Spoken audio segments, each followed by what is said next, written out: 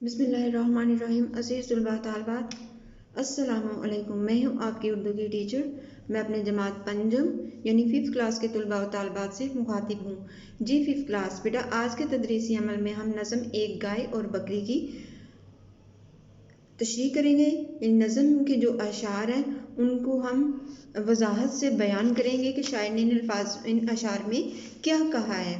ये नज़म असल में अल्लामा इकबाल की बड़ी मशहूर नज़म है जो उन्होंने बांगे दरा में लिखी। बांगे दरा की किताब और बच्चों के हवाले से ये नज़म लिखी गई है और इसमें बड़ा एक खूबसूरत सबक हमें मिलता है।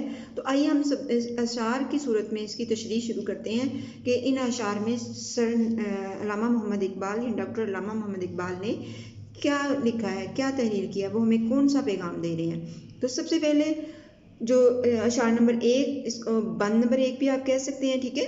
पहले बंद में पहले जो अशार हैं कुछ उनमें शायर ने जो तहरीर किया है, अशार मैंने मुकम्मल तौर पे लिखा है। जो पहले नज़म के पहले अशार जो बंद में जो अशार तहरीर है उनको मैंने यहाँ पे तफसील से लिख दिया है तमाम अशार को।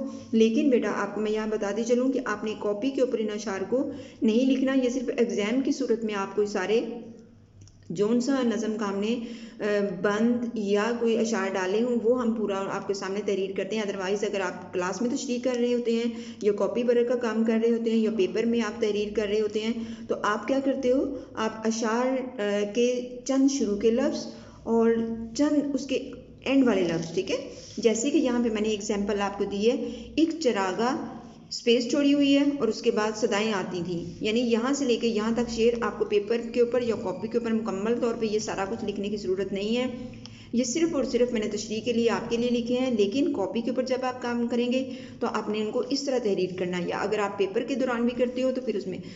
अब नज़म की तशरीह करने के लिए हमें क्या चीज़ें रिक्वायर्ड होती हैं। नज़म का नाम हमने बताना होता है, वहाँ पे सिर्फ हमें अशार दिए जाते हैं। पेपर में हमें क्या दिया जाता है, सिर्फ अशार दिए जाते हैं। तो नज़म का नाम हमने जो कि अपने सबक के लिहाज से हम ये तशरीह कर रहे हैं, हमें मालूम है कि हमारा सबक एक गाय और बकरी से ये अशार लिए गए हैं। उसके बाद नेक्स्ट हमने ये भी पता है कि शायर का नाम जो है वो इस नज़म को लिखने वाले शायर का नाम क्या है, अल्लामा मोहम्मद इकबाल।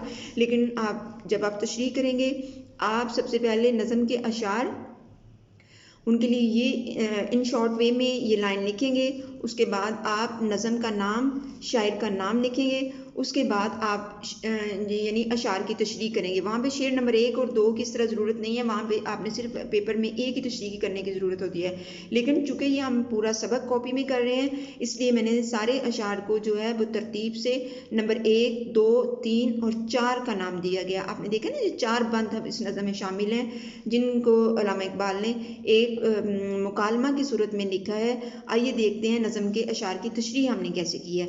अच्छा, और एक चीज़ और मैं आपको बताती चलूँ कि बेटा अगर तशरीह आपने अशार की तशरीह खुद भी कर सकते हो।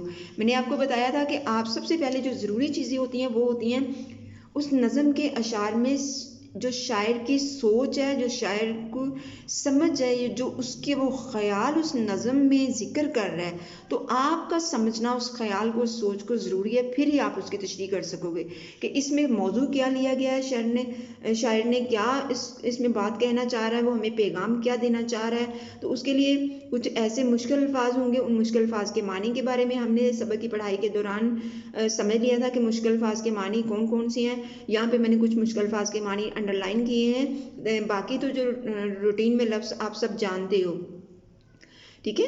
इस तरह आप जो है किताब के ऊपर भी मुश्किल अल्फाज को बयान कर सकते हो, मुश्किल अल्फाज को हाईलाइट कर सकते हो, उनके मानी किताब के ऊपर लिख सकते हो।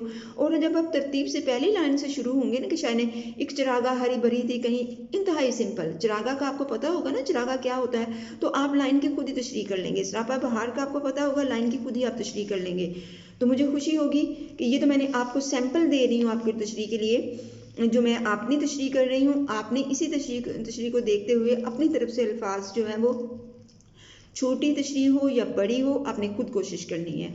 और उसके लिए ज़रूरी है कि सबसे पहले जो अशार में मुश्किल अल्फाज हैं उनके मानी को समझा जाए। आइए हम अब तशरीह की तरफ चलते हैं। नज़म के शायर अल्लामा मोहम्मद इकबाल, जो नज़म के शायर हैं वो अल्लामा मोहम्मद इकबाल। कौन से शायर हैं, हमने अल्लामा मोहम्मद इकबाल का ये नज़म का शायर भी आप जिक्र कर सकते हो। नज़म के शायर अल्लामा मोहम्मद इकबाल ने बड़े खूबसूरत अंदाज में इस नज़म को लिखा है। उन्होंने मुकालमे की शक्ल में नज़म के अशार को तहरीर किया है। मुकालमा होता है दो पर्सन्स की या दो की आपस में गुफ्तगू, ठीक है। एक सवाल कर रहा है, दूसरा जवाब कर रहा है, या एक बात कर रहा है, दूसरा भी उसके बात के जवाब में वो उसको बता रहा है। तो मुकालमे के किरदार की सूरत में गाय और बकरी के नाम को इस्तेमाल किया है। जो मुकालमा करवाया इल्लामा इकबाल ने, जो यानी अपने अशार में मुकालमे का जो ख्याल पेश किया, उसमें दो किरदार जो गाय और बकरी के नामों का इस्तेमाल किया गया। वो बयान करते हैं कि एक सरसब्ज चरागा जिसमें बहार का मौसम अपने अरूज पर था।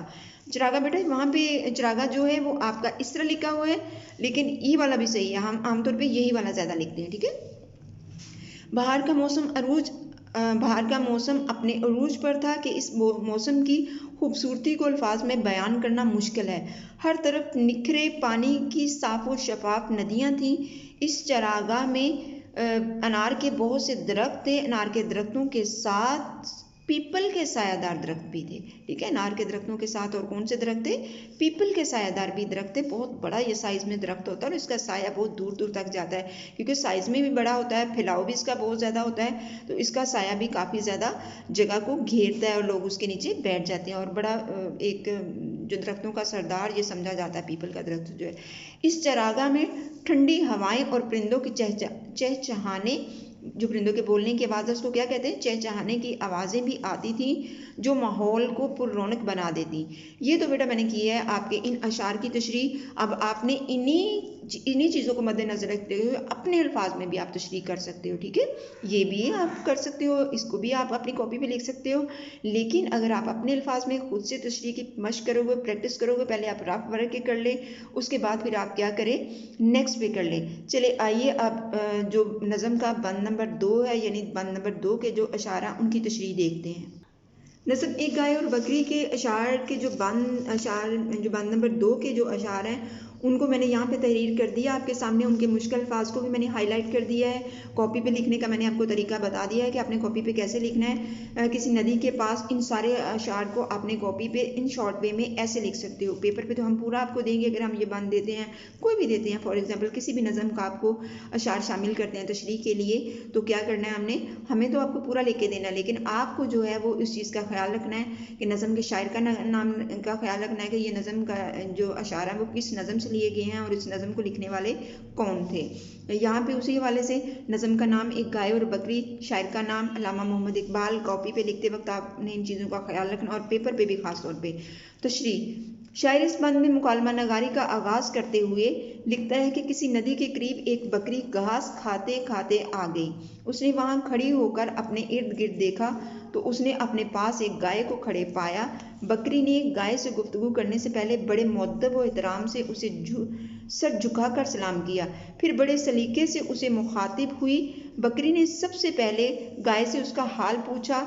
जवाब में गाय ने गर्म जोशी की बजाय सर्द महरी से जवाब दिया, बस ठीक हूँ। और फिर बकरी से आदमी के सलूक पर शिकायत शुरू कर दी कि अल्लाह ना करे इंसान के साथ किसी का वास्ता पड़े और ना कोई इंसान के साथ भला करे।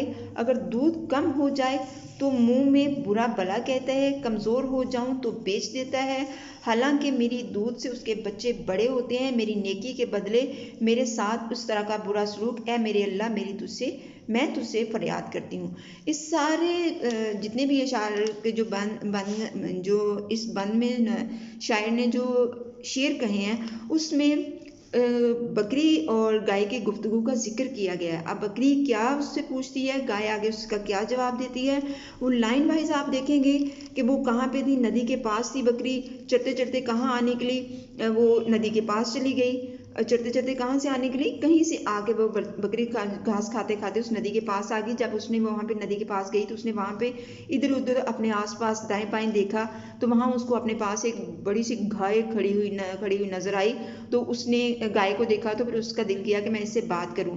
तो उसने गाय से मुखातब होने के लिए, बात करने के लिए एक तरीका अपनाया। सबसे पहले उसने उसको बड़े अदब से मुअद्दबाना अंदाज से उसे सलाम किया। फिर उसके तरीके से बड़े लिहाज यूं कि ये गुस्सा ना कर जाए मेरी किसी बात का, उसको बड़े तरीके से उससे बात करना शुरू की, कलाम करना, गुफ्तगू करना शुरू की, बात करना शुरू की। क्यों बड़ी भी, आमतौर पे हम मुअज़्ज़ज़ बड़े भी यानी बड़े मुअज़्ज़ज़ बड़े के लिए बड़े भी काबिल एहतराम, आपके मिजाज कैसे हैं, आप कैसे हो, आपका हाल चाल कैसा है, ठीक है। मिजाज में तो यही हम खैरियत दरियाफ्त करते हैं ना, मिजाज के हाल चाल पूछते हैं। अब गाय ने बोली खैर अच्छे हैं, गाय ने बोली तो, लेकिन उसने उतनी खुशी से उसको भरपूर तरीके से पुरजोश तरीके से जवाब नहीं दिया। खैर अच्छे हैं जैसे हम थोड़ा सा लटका के कहते हैं ना किसी बात को, कि उसमें खुशी का इजहार नहीं होता, उसमें तो मेरे शिकवे के अल्फाज शामिल होते हैं। उसने कहा जैसी भी है बस मेरी ज़िंदगी कट रही है, और मैं बहुत, मेरी ज़िंदगी जो है वो मुसीबत में है, मुश्किल में है। आदमी से कोई भला ना करे, इसका क्या है कि अल्लाह ना करे कि कोई आदमी से भला करे, कि आदमी से कोई अच्छाई करे, कि अल्लाह ना करे इससे किसी का पाला पड़े, कि आदमी से किसी का पाला पड़े, वास्ता पड़े, कि खुदा ऐसा करे कभी ना करे कि किसी का इंसान से पाला पड़े। अब वो किस बात पे वो दुखी है, क्या चीज़ें उसको तंग करती हैं, क्या चीज़ें उसको आदमी के हवाले से मुश्किलात डालती हैं। तो वो कहती है जब मैं दूध कम देती हूँ तो वो मुझे बुड़बड़ाना होता है, मुँह में कुछ ऐसे अल्फाज करना जिनकी वाज़ेह तौर पे तो समझ ना है कि आप अपने मुँह में क्या बोल रहे हो, लेकिन वो गुस्से के अल्फाज हों और बुरे भले अल्फाज हों। तो अगर मैं पतली दुबली पतली हो जाऊँ तो मुझे क्या कर देता है, मुझे बेच देता है, कमज़ोर हो जाऊँ मुझे बेच देता है। और हालांकि मैं क्या करती हूँ, मैं उसके बच्चे मेरा दूध पीते हैं। गाय दूध देने वाला जानवर है ना, गाय से हम दूध यानी डेयरी की चीज़ों में शामिल जो भी चीज़ें होती हैं, दूध दही मक्खन लस्सी, तो इसका दूध भी बहुत ज़्यादा हदीस नबवी के हवाले से हम देखते हैं तो गाय के दूध में शफा है। ठीक है, आप सल्लल्लाहु अलैहि वसल्लम ने गाय के दूध को शफा करार दिया है। तो वो कहती है कि मैं इसके बच्चे जो हैं मैं उनको पालती हूँ। आप देखो छोटा बच्चा स्वाई लिक्विड चीज़ के कुछ भी नहीं खा सकता, और उसकी परवरिश उसकी नशोनुमा के लिए सबसे ताकतवर चीज़ जो होती है वो दूध ही होता है। उस टाइम पे क्या लेता है अपनी उसकी ग्रोथ करने के लिए, हम उसको क्या पिलाते हैं, वालिदैन उसको क्या देते हैं, उसको दूध देते हैं। तो वो कहती है उसके मेरे दूध से इसके बच्चे बड़े हो रहे हैं, उसकी बच्चों में मैं जान डालती हूँ, उसके बच्चे बड़े हो रहे हैं, मेरे दूध से उसकी परवरिश हो रही है, और मैं इतना उसके एहसान यानी उसका मेरा एहसान है उसके ऊपर कि मैं उसके बच्चों को पालती हूँ। माँ बाप की सबसे कीमती और लाडली और चीज़ जो होती है वो औलाद ही होती है, उसके लिए वो सब कुछ कुर्बान कर देता है। तो देखिए लिहाज में मैं जो उसके साथ नेकी कर रही हूँ, उसके बदले में वो मेरे साथ कैसा बुरा सलूक कर रहा है। तो फिर वो अल्लाह ताला से फरियाद करती है कि अल्लाह ताला मैं तुझसे फरियाद करती हूँ। ये बेटा मैंने ये वाले अशार की तशरीह भी पढ़ दी जो मैंने की हुई है, वैसे भी मैंने आपको बोल दिया है। अब आप अशार की तशरीह आप जितना चाहें उसको अपने लफ्ज़ों में ढाल सकते हैं। उसका तरीका ही कार आपने यही करना है कि आप जो कि अभी छोटे बच्चे हो, आपने लाइन से शुरू करना है, हर लाइन को लिखते जाएंगे और उसको बाद में मिला लें, वो तकरीबन आपके पास पैराग्राफ की सूरत में शामिल हो जाएगा। ये तो हो गया बेटा आज के तदरीसी अमल का काम, कि आज हमने नज़म एक गाय और बकरी के 2 अशार यानी अशार जो बंद नंबर 1 के अशार थे उनकी तशरीह की है, जो बंद नंबर 2 के अशार थे उनकी हमने तशरीह की है। तो आपने ये काम जो है क्या करना है, अपनी कॉपी के ऊपर जमात पंजम यानी 5th क्लास के बच्चे, जी बेटा मैं जमात पंजम आपसे कह रही हूँ, आपने इस काम को अपनी कॉपी पे लिखना है। क्या करना है, आपने इस काम को अपनी कॉपी के ऊपर लिखना है और उसको फिर आपने क्या करना है, याद करना है। बल्कि उसको अगर आप खुद अपने रफ अशार को सामने रखते हुए आप खुद लिखेंगे तो वो ज़्यादा आपके लिए मश्क भी हो जाएगी अशार की तशरीह की, और फिर उस पर आपको खुद से कमांड भी हो जाएगी, खुद से आप उस तशरीह करने के काबिल भी हो जाएंगे। उम्मीद है आपको मेरी बात समझ आ गई होगी। अब अपनी तहरीरी काम पर और अपने सबक को याद करने पर तवज्जो दें। इन अल्फाज के साथ मैं आपसे इजाज़त चाहती हूँ। अल्लाह हाफिज़।